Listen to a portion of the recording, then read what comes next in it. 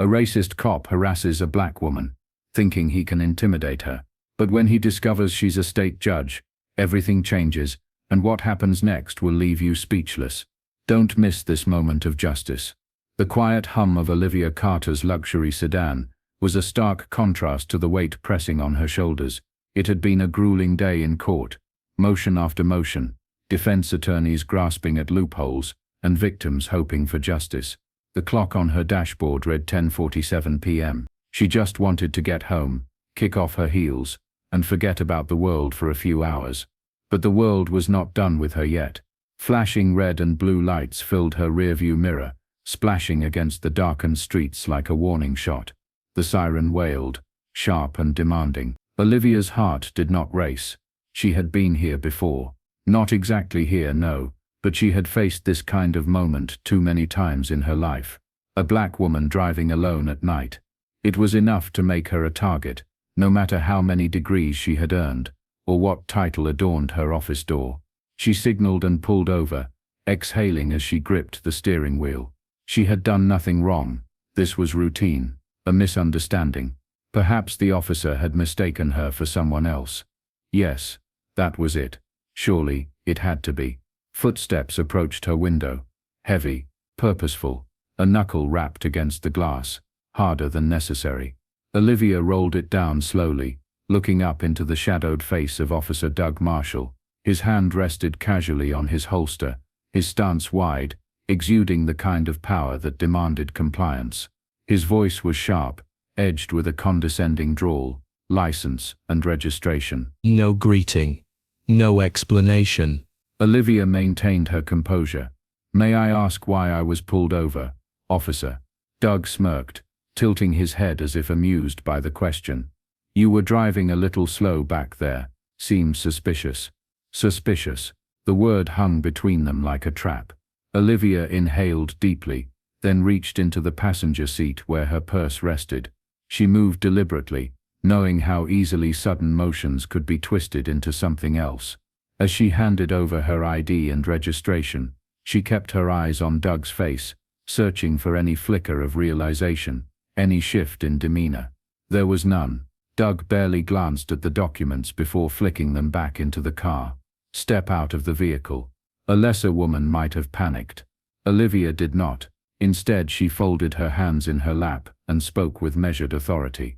Am I under arrest, officer? Doug's jaw tightened. Step out of the car. She did not move. On what grounds? Doug's irritation was visible now, a crack in his carefully curated air of dominance. Do I need to repeat myself? Yes, Olivia said smoothly, but this time with a valid reason.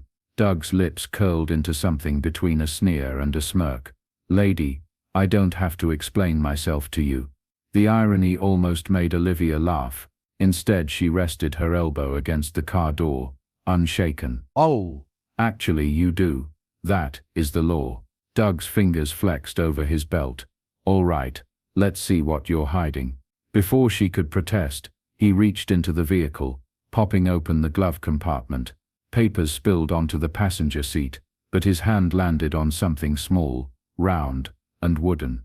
A gavel. He pulled it out, holding it up as though he had discovered contraband. The streetlight illuminated his face as he turned to his partner, a younger officer standing a few steps behind. Doug's laugh was a sharp, cruel sound. Well, what is this? A toy? You think you run things, lady? Yes. Olivia remained silent. She did not need to say anything. Her ID had already done the talking. It was not until the younger officer hesitated, then leaned over to read the name on her identification card, that the atmosphere shifted. His face went pale. Doug noticed. What? The younger officer cleared his throat, stiffening. Doug, you might want to take a look at that. Doug snatched the ID back up, finally reading the bold letters imprinted at the top. For the first time since the encounter began, Doug's arrogance faltered. His grip on the gavel tightened before he quickly set it down, as if it had burned him. His mouth opened, then shut. Olivia could see it happening in real time. The unraveling. The realization that he had made a grave mistake, that the woman he had attempted to intimidate was not just another driver he could push around. Doug took a half step back, his bravado visibly shaken, but Olivia was not finished. She picked up her ID and held it between two fingers, tilting her head. "Now, Officer Marshall," she said, voice silk and steel, "shall we continue this conversation?" Long before Olivia Carter sat on the bench as a state judge, she was just a young black girl growing up in a neighborhood where justice was rarely on her community's side. The sound of sirens was not a signal of safety, but a warning. She had seen it firsthand, the way the police treated people who looked like her. She remembered the sting of watching her older brother, Marcus, pinned against the hood of a patrol car at 16 for matching a description.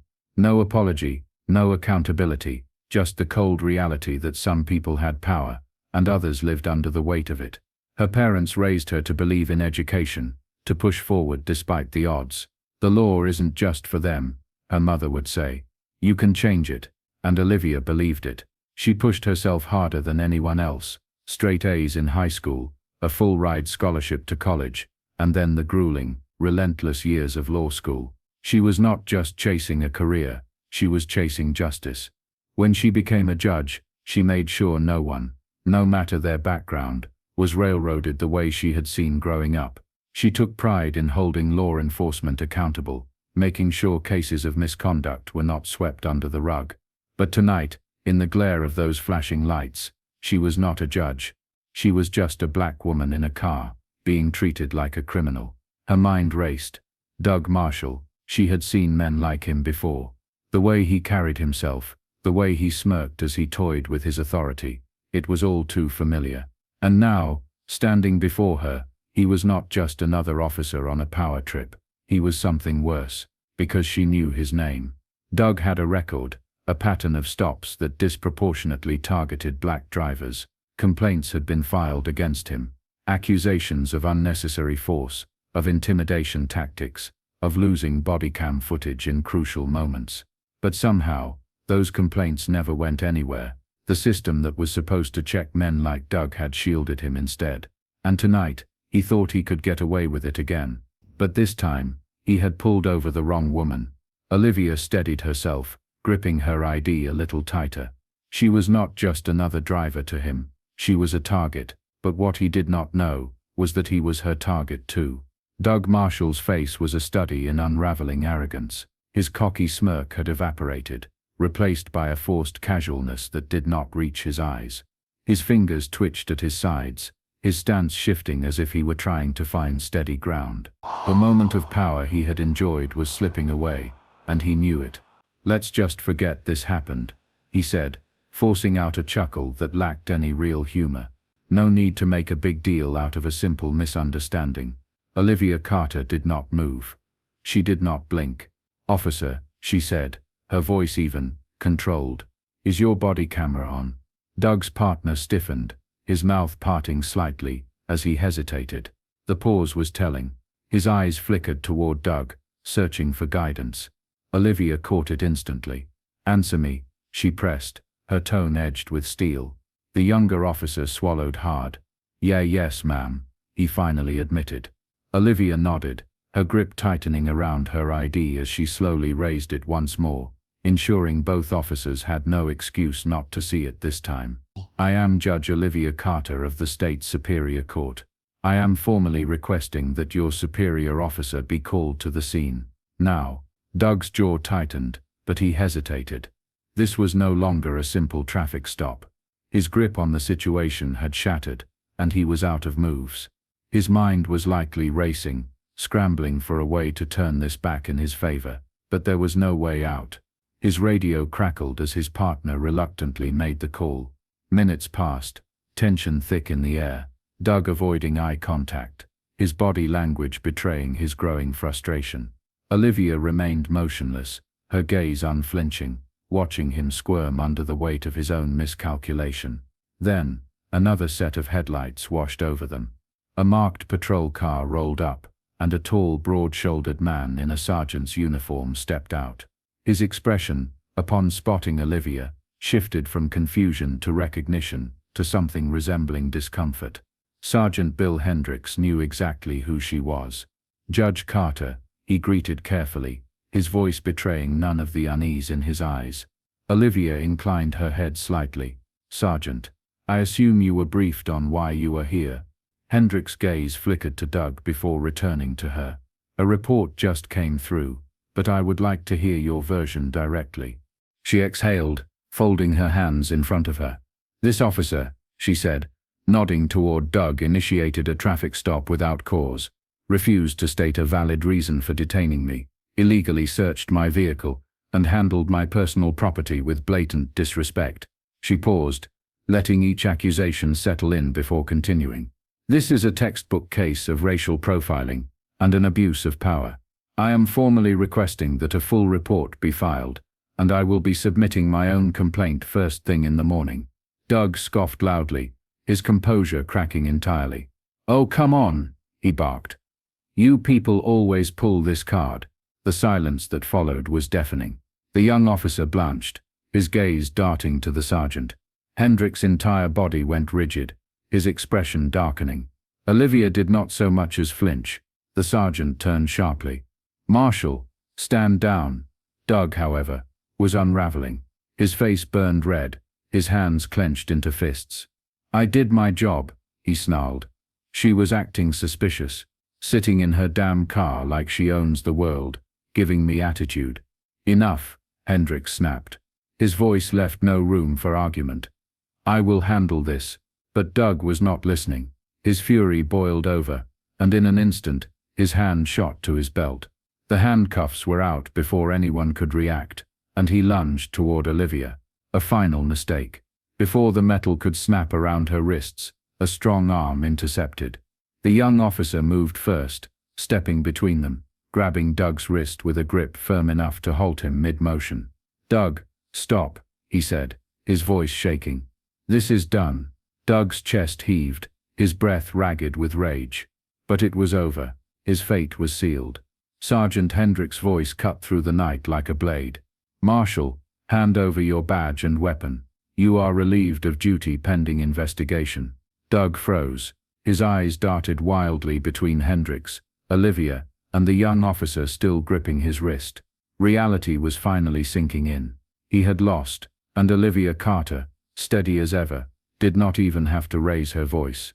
Doug Marshall strode into the precinct the next morning, with his usual smug confidence. The events of the night before were just an inconvenience, a minor setback. He had seen complaints before, filed, processed, and conveniently buried. Nothing ever came of them. His department had his back. As he walked through the halls, officers glanced at him, some avoiding eye contact, others whispering. Doug brushed it off. They had all seen him chew out civilians before. They knew how this worked. It would blow over. It always did. But when he reached the chief's office, something felt off. The door was slightly ajar. Inside, voices murmured, low, serious tones. He knocked once and stepped in, fully expecting a perfunctory lecture and a slap on the wrist. Instead, he froze. Sitting across from the chief, her presence commanding even in silence, was Judge Olivia Carter. She did not turn when he entered. She did not even acknowledge him. She was too focused on the files spread across the chief's desk, his files. Doug's stomach twisted. The chief, an older man with graying temples, leaned back in his chair. His expression was unreadable, but the tightness in his jaw betrayed the severity of the moment. Marshal, he said, his voice clipped. Have a seat. Doug hesitated. The air was thick, suffocating. His bravado faltered just for a second, before he forced himself to sit down, crossing his arms as if that could shield him from what was coming. What is this? Doug demanded, nodding toward Olivia. Why is she here? The chief didn't answer right away. Instead, he let Olivia be the one to break the silence. I was reviewing your history, Officer Marshall, she said calmly, finally, lifting her eyes from the file. It is extensive. Doug scoffed. Oh, come on. What? A few traffic stops. Some entitled folks mad because they got pulled over. Olivia slid one of the reports forward. 32 excessive force complaints in 5 years. 17 cases of racial profiling allegations. Multiple reports of illegal searches. Misplaced body cam footage. Do I need to continue? Doug's nostrils flared. I do my job. I go after criminals. You abuse your power, Olivia interrupted, her voice like a blade, sharp, precise, cutting through his excuses. Doug turned to the chief. This is ridiculous. You are really going to let her do this? She set me up. The chief exhaled slowly, his expression unreadable. No, Marshal, he said, his voice heavy with finality. She did not set you up. You did this to yourself. Doug's face twisted with rage. He turned back to Olivia, pointing an accusatory finger. This is personal. You just want to make an example out of me. I was doing my damn job. Olivia finally stood. She did not raise her voice. She did not need to. No, she said simply. You exposed yourself. The room went silent. Doug opened his mouth to argue, but there was nothing left to say. The weight of his own record, his own unchecked behavior, had finally caught up to him. The chief leaned forward, his tone firm, unwavering. Effective immediately. You are suspended pending investigation. Hand over your badge and weapon. Doug's breath came fast and shallow. He looked between them, as if expecting someone to intervene, to save him. But no one did. With shaking hands, he unclipped his badge and placed it on the desk. His gun followed. He pushed his chair back roughly as he stood, his face dark with anger. Before he walked out, he cast one last glare at Olivia. You think this changes anything? He hissed. You think you have won? Olivia did not blink. This is not about winning, she said. It is about justice.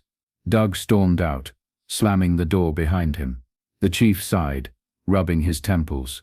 Olivia gathered her things, giving the older man a knowing look. This is just the beginning, she said. And with that, she walked out, leaving the weight of justice behind her. Doug Marshall's career was over. By the end of the week, the department released an official statement. Officer Marshall had been removed from duty, pending formal charges related to multiple counts of misconduct. The once untouchable cop, who had spent years terrorizing the very people he was meant to protect, was now just another disgraced officer, facing the consequences of his own actions. The precinct halls, which once echoed with his overconfidence, now carried a different energy. Some officers whispered about him in passing, some shook their heads, as if he had been unfairly taken down, but others, especially the younger recruits, seemed relieved. His reign of unchecked power had ended. And yet, Olivia Carter knew this was just one battle, in a much larger war. She stood outside the precinct, watching the world continue, as if nothing had changed. A warm breeze carried the scent of the city, coffee shops opening, distant car horns, the chatter of pedestrians moving through their routines. Life went on.